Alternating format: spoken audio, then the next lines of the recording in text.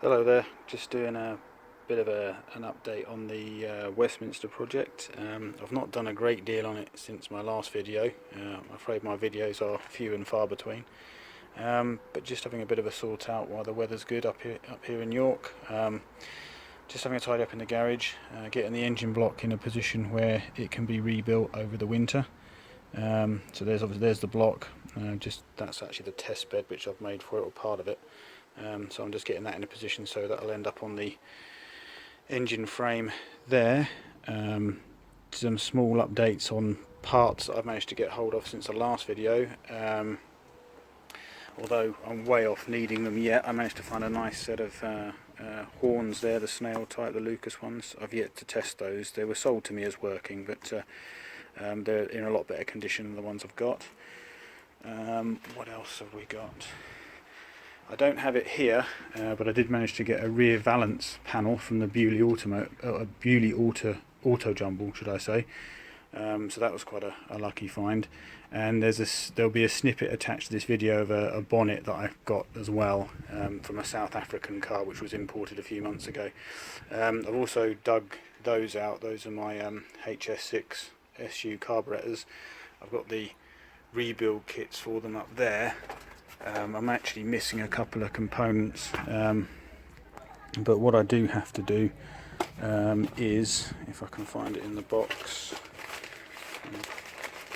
yes, I do need to drill the throttle stop hole, or the hole for the throttle stop pin, into them.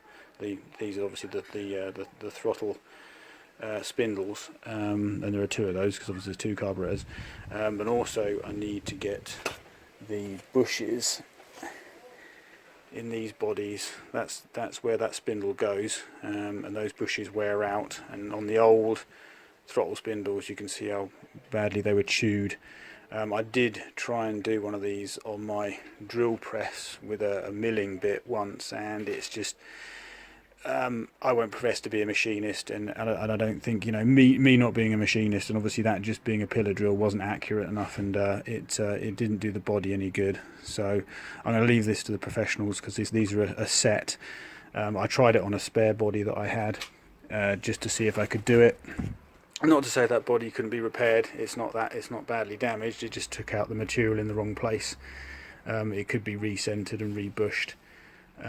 With probably a customised bush instead of a standard bushing that you get in the kit. But I am a little bit intrigued, because I don't have a bush here in this kit, but it seems that when the bush you get, if you hold it on the spindle, it seems to feel like there's still quite a lot of free play between the bush and the spindle, and that's obviously, and that is my phone's out of focus. That is a new spindle, but it seems to me there's just as much free play on a new bush on the spindle than there is, on the bushes in the actual carburetor, in their state at the moment. So, but I will yield to the professionals and get the bodies sent off to SU and have that redone. So the only other things I actually need to buy now is a woodruff key.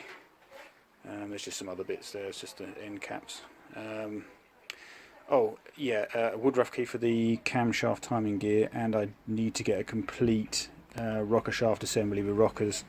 That'll be my next bit, because the other one, although it's buried under there somewhere in that rag, it has to be sent back as an exchange unit, otherwise they'll charge you £200 on top of the nearly £300 it is for the set. The other thing I got done as well, excuse my terrible cameramanship, trying to do this in a bit of a rush because I'm trying to sort everything out in the garage before the rain comes. I also managed to rebuild this distributor, which I started doing videos on, but I ceased carrying on with it. And that's that. I had a little bit of a job to do on the drive dog, as they call it. The one I got, an original one that I got on eBay, only had a hole through one side. If you can see that pin there, I can't remember which was the original hole. I think that may be the drilled one. So what? Yeah, it only had a hole through one side of it, and obviously the pin needs to go all the way through. Now I did buy another one because I was concerned about how accurate I could be with it. I'm afraid I don't actually have it to hand. Oh no, maybe I do. Yes, I do. So in this box of bits here, I was trying to build one distributor out of two that I had. This is actually from a different engine. This was actually from an MGC, which has an engine that was the engine that came after the C series. It was a 3-litre engine, Austin 3-litre, I think they called it. That's a new drive dog, which I bought recently from a mini company. And the issue I got with this one is the holes in it I think were slightly too small. I can't remember, but it wouldn't fit. And the other issue I had when I was trying to use the better conditioned dog, well, not that one, from this distributor that I had, is that the drilling in this dog is actually off center. It's not perfectly across the dog, if you know what I mean. It's actually slightly off center, so it wouldn't fit the distributor shaft in that distributor. And I didn't want to use this one, which it does fit, because it's actually damaged, and it would have damaged the bushings inside the case that I wanted to use. So in the end, I will actually, there should be a picture I'll put up. What I actually had to do was just pretty much put that in the drill, and I've got what's called a parallel block, which you can just see just under there, and I'll put a picture on. But what I had to do is basically clamp that to the parallel using the teeth in the dog as a way of basically clamping it parallel to the parallel block, and used the existing hole as a way of centering it. And it fortunately actually came out really well. I thought the drill might wander a little bit, but I made sure the drill was sharp, and it took it steady, and it did a good job. So I was able to knock the pin through. And it's very strange that this dog here was an original Lucas dog, and the pin that came with it was too loose. So I ended up using the original pin that I knocked out of this one, because it actually fitted a lot better. It's a lot tighter. Obviously, you don't want it loose and chattering around, because it'll, could just get damaging the distributor and messing your timing up, and possibly snapping off or spinning around inside the engine and carving a nice big groove around where the distributor slides into. So I'm happy with that. That came out pretty well.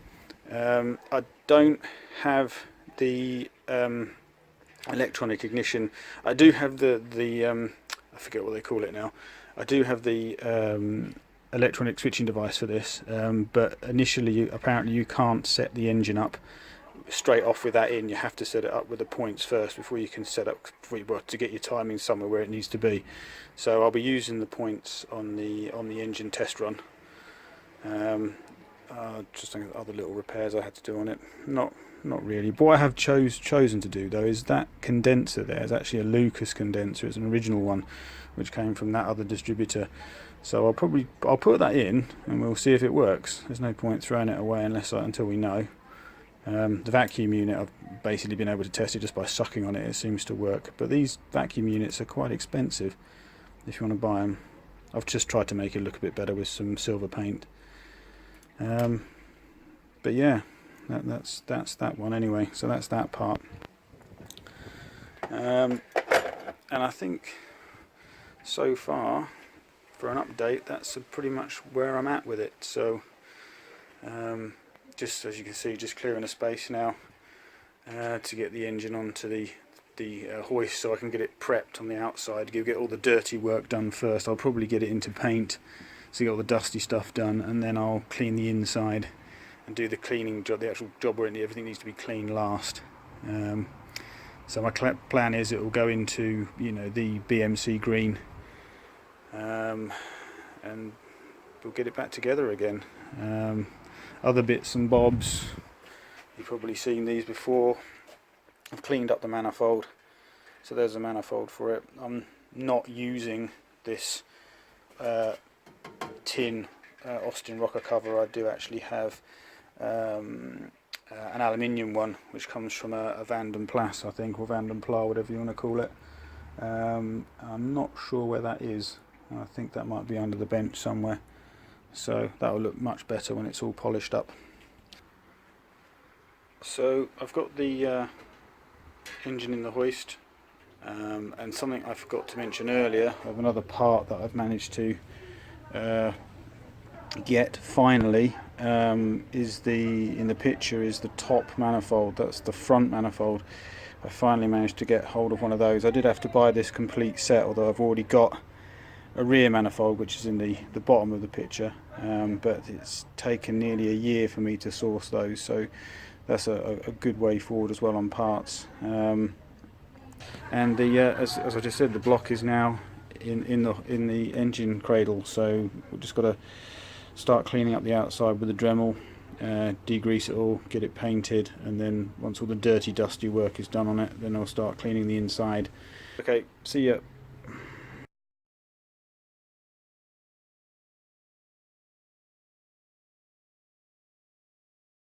So up at the workshop today where the Westminster is kept, just bought this bonnet on eBay yesterday and picked it up.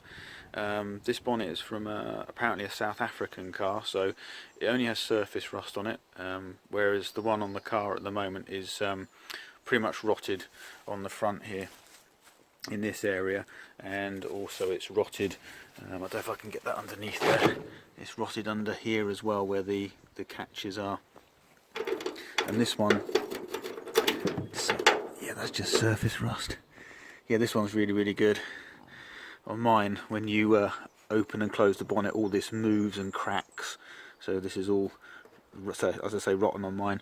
And also this line along the bonnet here where it's been pulled down, and I think sort of pulled down against its will, as so to speak, or against some seized hinges, has actually bent this bonnet, and it doesn't follow the line of the wing very well.